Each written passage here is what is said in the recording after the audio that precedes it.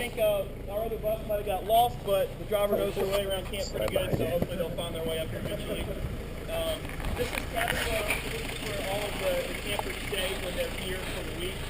You'll notice that we have 16 cabins, 8 on each side of the road, 4 blue, 4 green, 4 yellow, and 4 red. And we break the kids up into groups based on age group for the week. So in a given week, the youngest group would stay in the blue unit, the next to youngest in green, second oldest yellow, oldest in red, etc. And then we rotate that throughout the summer so the counselors get to work with different age groups. But that way we identify them by their unit throughout the week for their activities that they do. They usually go around with their unit, with their age group for activities. And is somebody in here? Yes. Okay. All right. Well, we'll go. Let me just check and see. This is typically the show cabin, so this is the one that's usually in good shape. But tell me right now. She's cleaning it. All right, guys, you can come on in. Come on in. So you notice that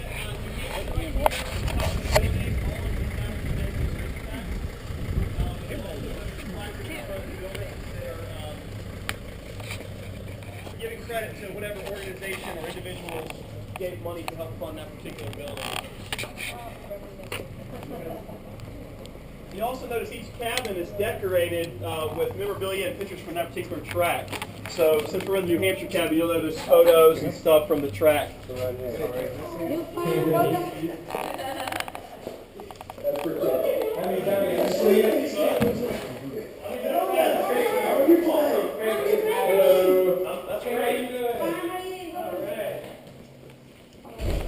So typically in the summer, the right side is the camper side and the left side is the counselor side. So the cabin counselors that work with that particular group of campers would stay here in the same building, but just in an adjoining bedroom. And if you come in here, you can kind of get a good idea for what it's like for the campers when they arrive. You'll notice the teddy bears and the Afghans on each bed. We have wonderful volunteers that make the quilts or Afghans and make the teddy bears, and they're on the beds when the kids arrive. And then the child that stays in this bed will get to take home the bear and the Afghan when they leave at the end of the week. Just a nice little memento of their trip to camp. And any of you folks or anybody that you know that might be interested in making quilts or Afghans, you're always welcome to donate those. And also on our website, we actually have a pattern for the bears. So anybody that sews or knows folks that are interested in that, we're always looking to have folks make those and donate them for the campers to have. So how many would you do? Well, typically in the summer, we'll see anywhere between about 800 and 1,000 children. So obviously the goal is that each child takes one with them when they leave. And if you count our family weekend camps in the spring and the fall, we would need, upwards of maybe 1,500 bears and quilts a year just to keep pace with what the needs are for the campers. And speaking of the family camps, we actually have our last family weekend of the spring starting this Friday. So we typically see, the same diagnosis groups, same age range of children in the summer as we do for family weekends.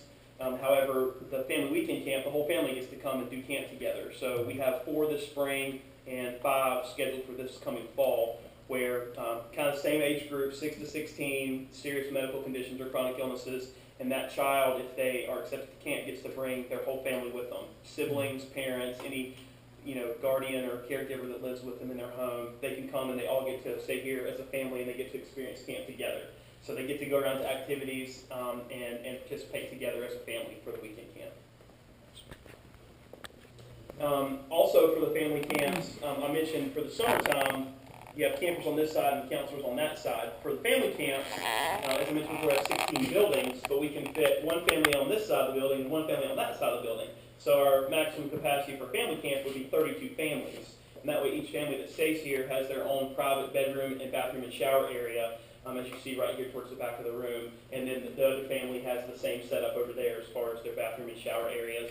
And then the families would just share this little common room in the front right here. If they wanted to hang out or whatever, they would have the ability to do that. So 32 families we can see for a family camp. And then 128 campers would be maximum capacity for summer. That would be every bed filled on the camper side of every cabin. Would be 128. We take a little bit less than that for some sessions. Those that have higher physical needs, kids in wheelchairs, kids with cerebral palsy, things like of that nature, we would take only maybe 6 children per cabin just because it's more demanding on the counselors. And also just from a space standpoint, it's hard to fit 100 kids in wheelchairs in the cafeteria all at one time. So we try to reduce that number down just to make camp flow a little bit better and make that a little smoother process for everybody. If there's no more questions at this time, we can head on back out here and see if our stray bus has made their way up. And if not, we can just say a quick prayer. That's fine. It's very similar, yeah. They don't have